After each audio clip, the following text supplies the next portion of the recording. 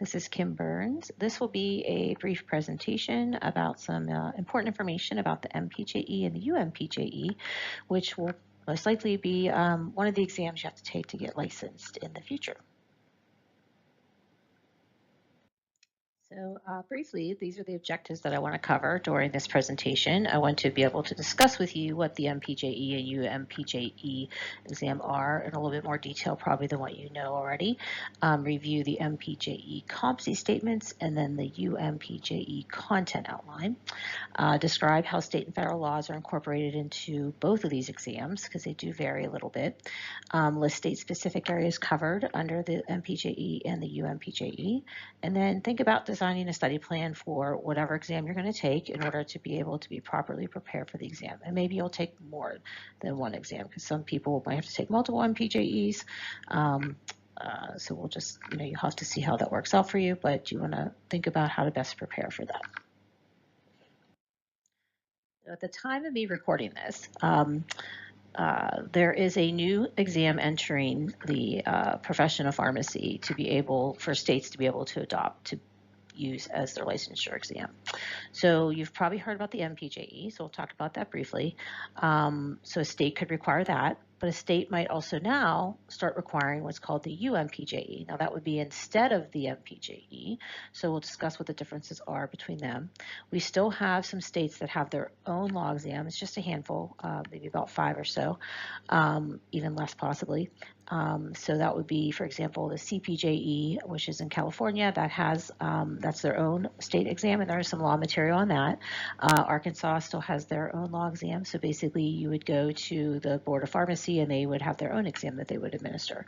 And then there are also a handful of states that do not require any exam. So, that's probably about five states or so as well. So if you're going to one of those states, you will not have to worry about an exam at this time in terms of a law exam. Although if you ever want to transfer to another state or get licensed in another state, you will have to. And then these states, just because they don't require it now, doesn't mean that will always be the case. So you just have to keep your eye on it and see what the requirements are. For the MPJE, which stands for the Multi-State Pharmacy Jurisprudence Exam. Okay, this is the content breakdown. So there are going to be 120 questions. You have 2.5 hours to take it. Only 100 of the questions count because 20 are pre-tests, which you don't know which ones. But these test questions will break down into these 4 areas. Area 1, licensure personnel. Area 2, pharmacist practice. Area 3, dispensing requirements. And Area 4, pharmacy operations. Now from here, we'll be able to see competency statements under each of these areas. So it gives you a better idea of what type of content and questions you'll have under each of these areas. But for licensure personnel, for example, Area 1, that's 22% of the exam. So that's going to be about 25 questions or so coming from this area. So when you look at the competency statements, you have to say, okay, I'm going to have about 25 questions on these topics. So I already mentioned how many exam items there are, how many count, the time that you have to do it, so you can think about your time management skills for 120 questions. But you can also learn more about the MPJE on the NABP website, and you will also at some point be provided or referred to the NAPLEX bulletin or the NABP bulletin, which goes into the NAPLEX but also goes into the law exams too. So there is more information out there. So if you're interested at this time, you can go look that up. But the basic information I'll give you now, we can, I'll be happy to answer any questions about this. So the MPJE, the competency statements were revised or reworked, and as of March 2023, the newest ones have been released, so that's the ones that we're under currently. But basically, the MPJE exam, the competency statements will give you the topics that are covered, like a blueprint of the exam. And the types of questions you'll get will look to assess you on your understanding, your knowledge about these laws and rules, federal and state, on this exam, and this is going to be a state-specific exam. So like, for example, there's an MPJE in Pennsylvania, so any state questions will be Pennsylvania-specific, okay?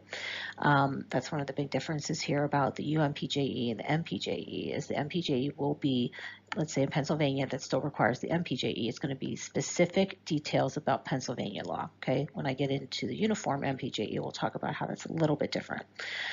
But they are going to give you questions that look for you to apply the information. So everything is just not memorizing.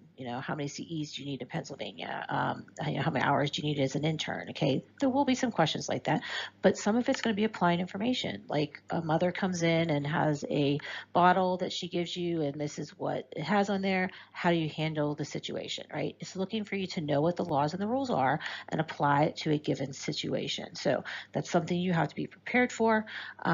On these exams is application based. Now on the MPJE, when they ask you a question, you have to know, does this come from federal? Does this come from state? Does it come from both? And then I got to go with the strictest. It's not going to distinguish for you what law it's coming from. So you have to know the topics and where these laws are coming from. So as I mentioned, you can go to the NEB website. It may not look exactly like this because this is a screenshot probably from a year or two ago, but the information is still there. And you can find information, like I said, about the NAPLEX exam, about the MPJE, and now they also have information on there about the UMPJE. So in addition to this presentation I'm giving you now, when you do get the NAPLEX, the NABP bulletin, which will again have information about the NAPLEX, the MPJE, and they will be adding information about the UMPJE in there too. It's just they haven't released that yet at the time of my recording. You want to make sure you read it very carefully because there is very important information in there, not just about the application process, but also about the content. There's usually a few practice questions in there as well too.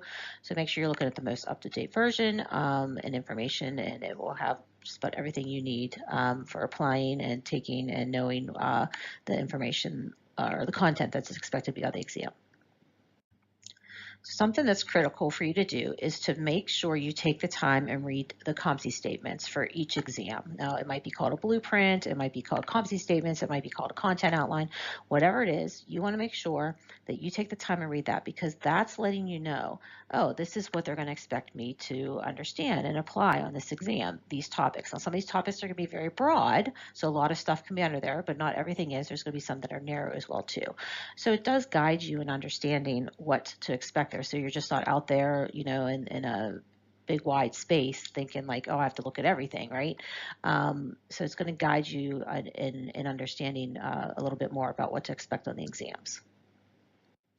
So I already mentioned the areas of the exam for you. This under here will give you the competency statements under each area. So for example, I mentioned area 1 is licensure personnel.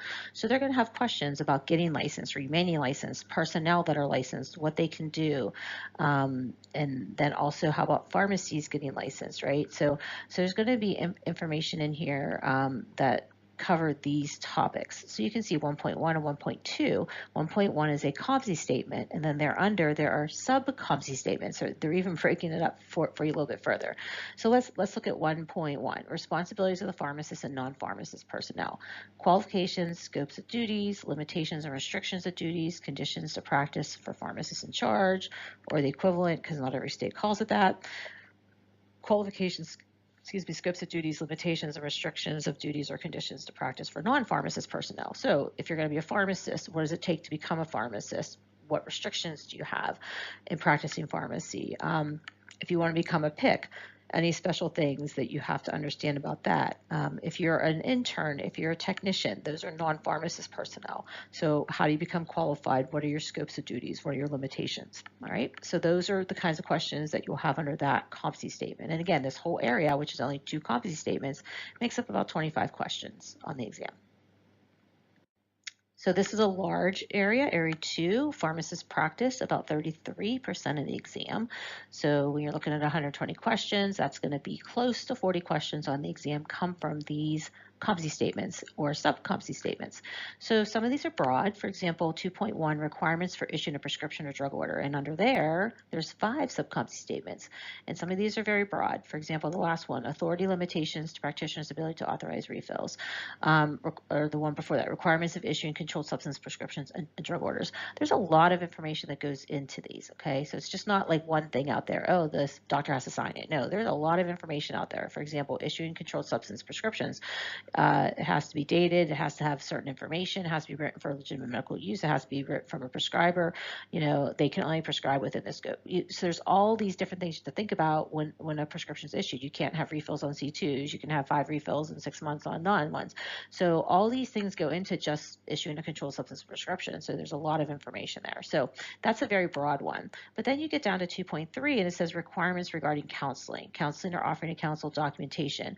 Every state has adopted a federal requirement of offering counseling or mandating counseling. And then do you have to document it or not? So you will find this under state laws and rules, but it is a pretty small section. Okay, I can point to one area in the Pennsylvania Board rules that goes over this. So we know exactly where to go for this. You can say, okay, you will most likely have a question or so from this area. So that is something that's much more narrow. So sometimes you have broader ones, sometimes you have more narrow ones, but understanding, again, these topics and what you can and can't do and what your obligations are in practice to be able to comply with them. Okay, so now we have area 3, dispensing requirements. This is 24% of the exam.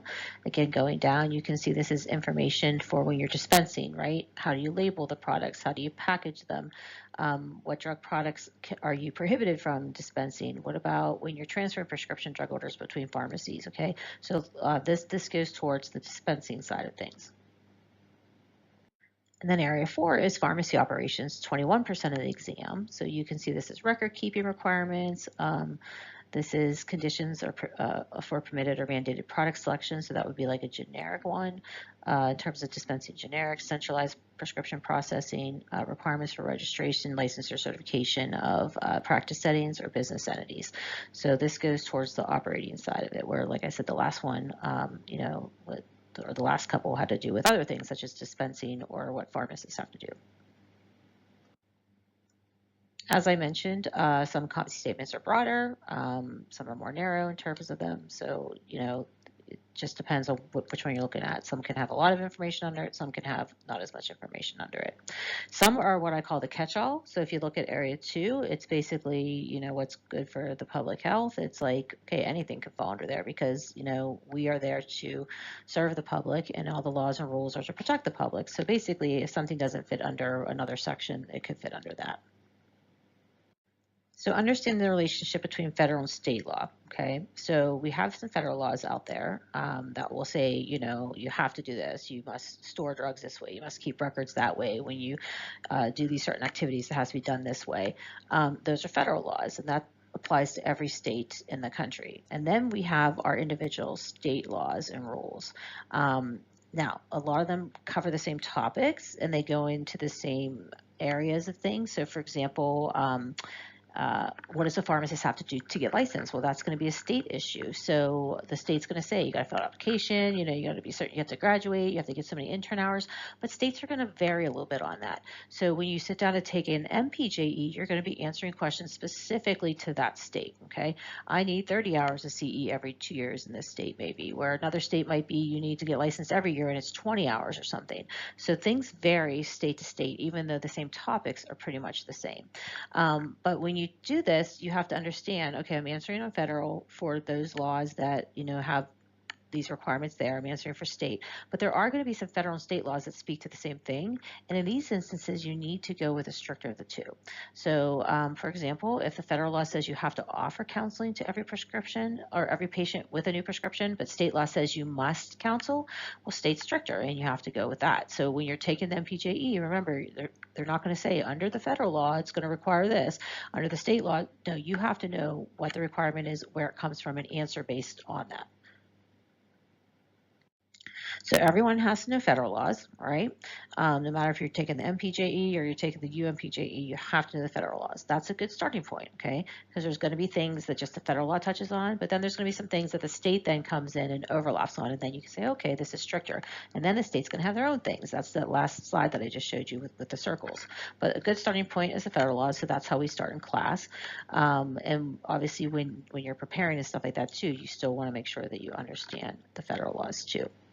State boards of pharmacy have their own websites that typically have their laws and rules on there, although there might be some other agencies within the state that have their own websites too, so it's not always in one place for you. You might have to go search and find for it. But it's important to keep in mind that if you are working currently or you do work in the future, your company will have policies that you need to follow, and you, just because you have a policy there, you know what that policy is, that might be above and beyond what the law is. For example, in the laws, it might say you have to have certain pieces of information on the pharmacy label, but your policy, your company might put more things on there, and that's fine because they can go above and beyond it. You don't want to answer based on your company policy, because if your company policy is stricter than what the law is, then you're going to could answer wrong. You want to answer based on what the laws are for either the MPJE or the UMPJE exam. This lists the main federal laws that are probably relevant to pharmacy practice. We will cover these in class, but just so you understand that these are federal laws. Now for the state laws, an MPJE is state-specific law exam. So you would want to read, for example, if you're in Pennsylvania, the Pennsylvania Practice Act, the Pennsylvania Board of Pharmacy Rules and Regulations. There's a Pennsylvania Controlled Substance Act. There are additional ones found in the Department of Health, right? So those state-specific ones, those topics and those specific details will be tested on the MPJE, okay? That's where the UMPJE is going to be a little bit different. They might test on the same topics, but they're not going to get into the specific nuances of all the states. So I'll talk about that as we move forward here. So no matter what MPJE you're taking, you are going to need to know the fine details of that state law. You got to know where their practice act is, their Board of Pharmacy Rules and Regulations, their controlled substance laws, any other laws that apply to the practice of pharmacy that would link back to the competency statements. And then you have to identify what the requirements are under those laws. You know, and again, the same with the federal, but you need to know how to comply with these laws. So I give you some things to consider for like the Board of Pharmacy, right? They go over disciplinary concerns. They cover unprofessional, unlawful conduct. They cover impaired professional matters, yes. And then also, what do you have to do for CE? What do you have to do to get licensed and remain licensed as a pharmacist? Those are state issues. And then, you know, obviously you're looking at federal, you're looking at state, and then you're going to say, oh, both these touch on the same thing. Which one's stricter? So I just gave you the example of counseling. Maybe the federal law is like at the minimum you have to offer counseling, but then the state says you got to counsel for everyone. So that would be a stricter one. So study for the MPJE or the UMPJE should be ongoing. If you're not even sure what state you're going to go to at this point, you do need to learn a state because, again, states still have the same topics. But at a minimum, you could be ongoing federal law because no matter what exam you're going to take, you're going to have federal law topics on there. And then you should view the law exam just as important as your clinical exam or the NAPLEX because that's part of your licensure requirement. Again, for just about every state, there might be a few that it's not. But even if it's not, you still want to know how to comply with the laws and the rules because your licensure, your license, you know, can get disciplined if you don't follow it. So if you do go to one of the states that doesn't have these exams, you don't have to just say, oh, I don't have to worry about this. You still need to know the laws and the rules. In fact, that's something you have to attest to when you go to sign that, you know, I'm not taking the exam, but I know it and I will be held accountable for it. So again, the NABB bulletin will provide information on this, but if you know your state does have a requirement for a law exam, whether it be the MPJE or the UMPJE, just like with your NAPLEX, if you don't pass it, that's going to be a delay in licensure. You're going to have to retake it. So as I mentioned with the MPJE, so let's take, for example, the Pennsylvania MPJE, which that's currently what's required in Pennsylvania at the time I'm recording this. The questions will be state specific for Pennsylvania. So Pennsylvania requires 30 hours of CE, they require 2 hours of opioid one, you know, there's all these details about Pennsylvania specifically. Now every state requires CE, but what does Pennsylvania specifically require? Because they will test on those specific details on that exam. Immunization is a good one because all states allow pharmacists to immunize, but it's all different across the board. In Pennsylvania, you can immunize individuals 5 and up for COVID and flu, you can immunize other individuals 8 and up, you know, so there's different ages out there that you can do different products and stuff. That's going to vary from state to state. But if you take the MPJE, you will be tested on those Pennsylvania specific topics. All right. There is a practice exam out there the pre-MPJE, just like there's a pre-NAPLEX, it's 40 questions, and those are state specific. All right, so that's something to think about as you move forward. If you know what state you're going to, you probably want to get that pre-MPJE after you study to see if how well you're doing on those practice questions, which are actual past questions. So I mentioned the UMPJE, which stands for Uniform MPJE. Sometimes you also might hear it as universal, but basically NABP decided a few years ago to move forward with its exam. And so what's the differences then between the MPJE, okay? So this test will begin to become available in April 2026. States that already do the MPJE or their own exam or no exam even, this is an option for them. They don't have to go to the UMPJE. There's already been a handful of states that have either committed or are in discussion. So this is going to be a transitionary period. North Carolina is currently on the Board of Pharmacy. North Carolina is currently on the NABP website saying that they will adopt this. The exam again is at the final steps, but once it becomes available, North Carolina is going to require that instead of the North Carolina MPJE. Right? So there are some FAQs on the website about that. Publicly, Florida has discussed it at their board meeting, and they said that they're also planning on going to it. Will it be exactly once it becomes available? We don't know, but they said that they intend to switch to that exam. Okay, Pennsylvania has discussed it. They've made no final decision, but depending on when a state decides to adopt it and transition to it, that's going to vary. Some states may never transition to this because they may like the MPJE and testing on their state-specific things. Some states have to change laws and rules to be able to change it to the UMPJE because it might specifically list the MPJE in there or something. So every state's going to be a little bit different. So this is something that you have to look to whatever state you're interested in to see specifically what their requirements are. We can't just say out there, everyone's requiring this or everyone's requiring that. It's different, and it's also could change as time goes as well too. So the UMPJE is just not federal law. There is federal law on there, okay? The state law topics that they're going to have are going to be the state law topics that are consistent across the states in a uniform way, okay? So for example, I mentioned to you already that continuing education. Every state is going to license pharmacists. They're going to give a pharmacy license. They're going to give these licenses. Then to keep up on those as a pharmacist, you're going to have to do continuing education. But that's going to vary between the states. So the UMPJE is not going to say, hey, in Pennsylvania, what do you have to do? Or in this state, what do you have to do? Or they're not testing you specifically on that specific state. It's going to be a little bit higher level, and it's going to get to your understanding that you probably have to do CEs, that it's going to be the state that oversees it, that, there's processes to go through and stuff, but they're not going to get down into those fine details, okay? So they're looking at it more from, hey, any state you're looking at, right? This is going to be something that's probably required, and then they're going to have it at a higher level that it's not getting down into those fine details of each state.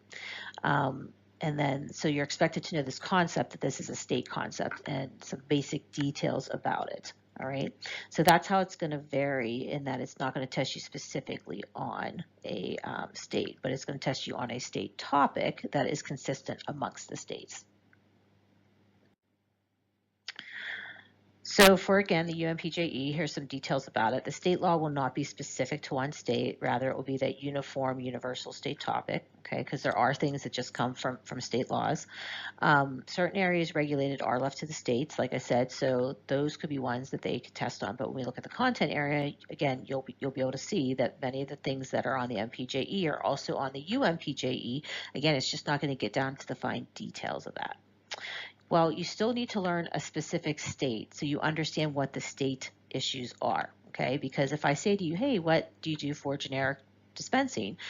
And if you've never learned a state law, you might be like, well, I don't understand what you mean. Well, every state is going to pretty much have a generic dispensing law, and then it's going to get down into fine details about what the prescription has to have on it, and and how a doctor can communicate it, and does the pharmacist have to use the orange book or the purple book, right? That all comes from state law. So even though the UMPJE is not going to get down to those fine details, it still can test you on generic substitution. It's a state issue. What kind of guidances are out there, right? What could states do in terms of things like that? So it's a higher level thing, looking at it more across all states that have some type of requirement, and they're not getting down to the fine details of a specific state. Now, if you take the UMPJE, so for example, we saw that North Carolina is going to start administering it here. If you go to North Carolina and take it and you pass it, that is part of your licensure requirement for North Carolina. Now, if you want to transfer to another state, and if that state also requires the UMPJE, you will not have to take that exam over again. So that's the nice thing about this, because currently, if you do an MPJE in North Carolina and you want to go to Pennsylvania, you got to do an MPJE in Pennsylvania. If you go to another state that has it, you're taking multiple MPJEs because they get down to the fine details of state law. Here, they're saying, okay, you've already taken the UMPJE. You show us that you have some kind of competency, right, in these law areas. And for the state, it's the general topics, all right? So that's why you don't have to retake the exam if you go to another state that accepts the UMPJE, okay? But if you go to a state that requires the MPJE, you might have to take that, right? That's the intent of this, or that's the expected intent of what's going to happen at this point. So you might say, okay, so I'm being tested on maybe higher level state concepts on the UMPJE. That's true. But the state still has a way, if they want to, they don't have to assess you on the fine details. Now, that's not going to be this high stake exam as the MPJE. What's expected of this, if a state adopts like a state module, a state-specific module under the UMPJE, is that it will be like a computer-based, like a CE type program. So you might say, okay, for North Carolina, I have to get licensed, I got to do my NAPLEX, I got to do my UMPJE, and then they also have the state-specific computer-based module. Maybe it's a few hours. This is where they go through with you these fine details of, okay, you can only immunize people this age, you can only immunize this product, you have to get this many CEs, right? These state-specific modules, if they decide to adopt it, will be offered by the states. They will tell you how to do it, how to pass it. If it's a CE type program, that's something you just sit down for a few hours, right? And as you're listening, they're going to ask you questions throughout, okay? So it's not this high stake exam like the MPJE or the UMPJE, but this is a way for them to make sure that you're listening and you're getting their state-specific nuances, if you will, with taking this UMPJE exam. But that's going to be up to every state if they want to do that. So after they adopt the UMPJE, they will let you know if there's something additional or not. So you really need to watch the NABP website for updates on states and what the requirements are, whether they require the MPJE, the UMPJE, whether the UMPJE has a state module underneath. So you can see it gets a little confusing. In addition to this pre-MPJE practice exam that I mentioned, there will also be a pre-UMPJE exam. So if you're planning on taking the MPJE in a specific state, you can do a pre-MPJE for that. If you're planning on taking the UMPJE, you can do a pre-UMPJE. The MPJE one has actual past questions on there. The UMPJE, because it's a new test, it's not going to have actual past questions, but it's going to have questions that are expected to be on the exam. So the UMPJE will be structured the same way as the MPJE. 120 questions, 2.5 hours, 20 of them will be pretest. However, this is very important. The format of the questions will be different. The MPJE can be multiple choice, 4 answers, A, B, C, D. It can also have select all. It also has K types on them. The UMPJE will just be 3 answer multiple choice. So basically, you see a question and the answers are going to be A, B, or C. Okay, so that should probably make most people smile because instead of select alls and K types and A, B, C, D answers, now you have A, B, C. All right. So briefly, here is the UMPJE content outline. So as you're going through, you can see that many of the topics are very similar or familiar to the way the MPJE is because they're still getting at the same topics, right? But again, they're not going to be able to get down to the fine details of a specific state, okay? But again, there's going to be federal on here and there's going to be state concepts on here as well too. So the prior slide showed you domain 1 and 2. This slide shows you domain 3 and 4 of the UMPJE content areas. So I would recommend that you read this as well too, as you did with the MPJE competency statements. So once you know what state you want to go to and get licensed in, and maybe you know already because that's where you live and you plan on staying there, or maybe you're going to apply for residencies or something, or maybe you're not sure this time, right? But once you know, you have to say, does this state require the MPJE? Do they require the UMPJE? Okay. If they require the UMPJE, is there a state-specific module included as a requirement? Or do they have their own state law exam? or do they not have any exam at all in terms of a law exam to get licensed? So the vast majority of the states are still going to require the MPJE because it's going to be time for states that want to transition to the UMPJE to do that. But we already know that there's a handful of states that want to do that. They're in the process. As I said, it's publicly available on the website. Currently, when I record this, it's just North Carolina at this time, but we are still months out from the test even being released. So keep up to date. What does your state require? And then from there, you can know how to approach your studying and preparing. There are practice MPJE questions out there as well, so you could go on and see some of those. But in this website currently, the NABP does give a few questions, potential ones that you would see or you could see. So I want to walk you through a question to see how this is a little bit different than what you might get on the MPJE. So the question is: a pharmacist receives a call from a child's school and they must leave abruptly for their child. The pharmacy A is allowed to remain open only for the dispensing of prescriptions already verified by the patient. B may permit dispensing and counseling under the supervision of a certified pharmacy technician.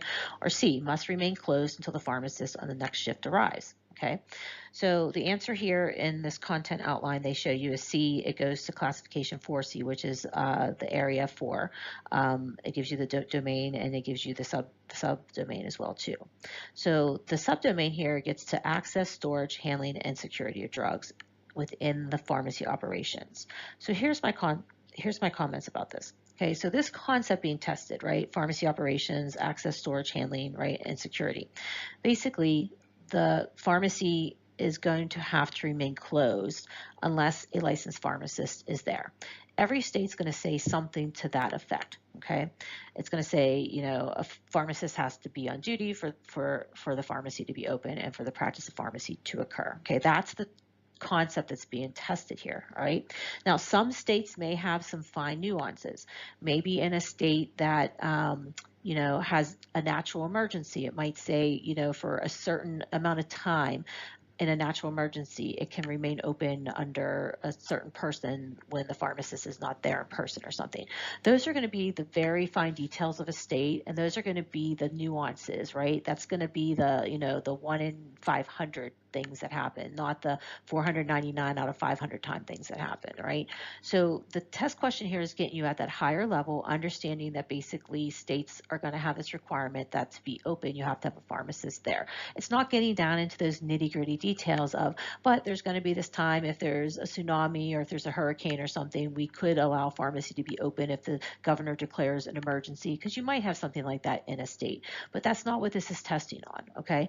Now, if they want you to know those specific details for a state that has a UMPJE, then they could put that in a state-specific module, such as that CE type program that's on a computer. That's where they can get down into those fine details. But this is just saying pretty much you have a pharmacist there, they have to leave.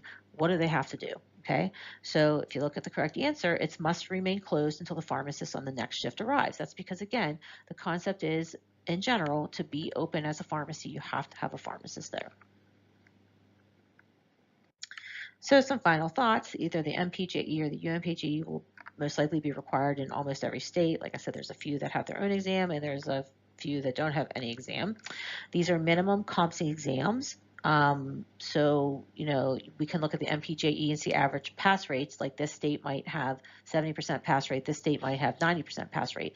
Once the UMPJE starts, there's going to be a pass rate just for the UMPJE because, again, it's not state specific, like material. It's like, oh, I got this on my UMPJE. Doesn't matter if you're going to North Carolina or you're going to another state that accepts it. That's what the score is. Proper preparation, like any high stakes exam, is critical. So you need to think about this. You don't want to wait to the very end and just cram it in. Looking at the competency statements or the content outline help guide you with what the topics are that are going to be tested on. And again, they're very similar, okay? So you're not being tested on completely different concepts on the one test versus the other. The importance of outlining your materials and keeping them, you know, organized and you know, making sure that you're able to recall and apply the information, right? That's very, very important. You want to be prepared for whatever the format of the exam is. If you're taking an MPJE, it's going to have multiple choice, K-type, and select all. Okay, if you're taking the UMPJE, you know it's going to be 3 answers or 3 options for each answer or question. Review courses are available for MPJEs within the states. So there are like some review courses for Pennsylvania MPJE or stuff like that. Now, because the UMPJE is brand new, it's coming out, it's being released, there are some companies out there that are working on that as well too. So expect to see certain types of review materials as well for the UMPJE. So if you want to self-assess and start now, like I told you, there is ways you can do that. If you know what state you're going to, that's great. If it requires the MPJE, then you can get all those materials, you can study them, you can prepare, you can make outlines.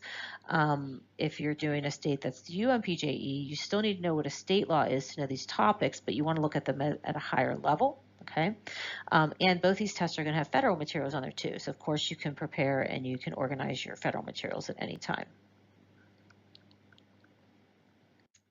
So this slide says things pretty much that I've already said. You want to determine what state you're going to eventually get those materials, see what test is being given, develop a timetable, you know, see if there's review courses out there or review materials out there. And then make sure you leave adequate time to organize and prepare for whatever exam you're taking or exams that you're taking, because again, some people take multiple exams. And when it's that time, right, here's some things for your study preparation suggestions as well too. You still need to read whatever the laws, rules are, whatever state you're going to, whether they give the MPJE or the UMPJE, because if it's, you know, the UMPJE, you're still going to practice in that state, but you just know the questions are going to be at like a higher level, not get into the fine details. You're going to revisit your pharmacy law course materials. You'll have federal if you want to look at the state specific ones to see, you know, the topics if you're staying in that state, right? So you can go back and look at that, but you want to make sure that they're the most up to date as well too. Is there practice questions available? Some websites have them for the pre-MPJE courses or the reviews or something like that. And I would expect that the UMPJE would have some as well too as time progresses. Make sure you read all the information for the exam and the directions, how to apply, what to expect, competency statements, content area, everything that I've discussed already. Be prepared to apply knowledge and skills of relevant laws and regulations or whatever the content area is that's being asked. And you want to pick what the best answer is, because basically you may say, okay, well, maybe this could be, maybe that could be. Well, then what's the best answer, knowing what the laws and the rules are? You don't want to overanalyze something. So that example that I gave before, you know, you could say, well, is there ever an instance where a non-pharmacist can be in the pharmacy and be open? Probably. There's some states out there that have some fine detailed examples, right? Like I said, maybe when there's a hurricane or a tornado or something like that, there might be an allowance if the governor says there's a national or there's a state emergency that something could stay open for a limited amount of time or something. So I'm never going to say never, you're never going to see that. But that's not what it's testing you on. It's not testing you on those fine details in state A, right? It's testing you on the general concept of knowing that basically you have to be open and have a pharmacist there to be open and practice pharmacy. Again, don't rely on what your work environment does. Time management skills are important during these exams. Don't overlook important words like must, can, should, may, because if it's something you must do it. If it's may, it might be discretionary. So you have to make sure that you read the question properly and know what it's asking. So that's all I have for information about the MPJE, the UMPJE. Like I said, there's more information on the website. Because the UMPJE is not even released yet at the time I'm recording this, there will probably more likely be information as we progress. So I will keep you updated throughout your time as a student. But you can always reach out to your states, look at your state materials in terms of what they require to get licensed, because you're going to have to do the research on your individual states. But you can always do updates and check on that as well too as time progresses. So thank you very much. And if anyone has questions, write them down. I'll make sure, hopefully I can clarify them for you next time we have time to talk.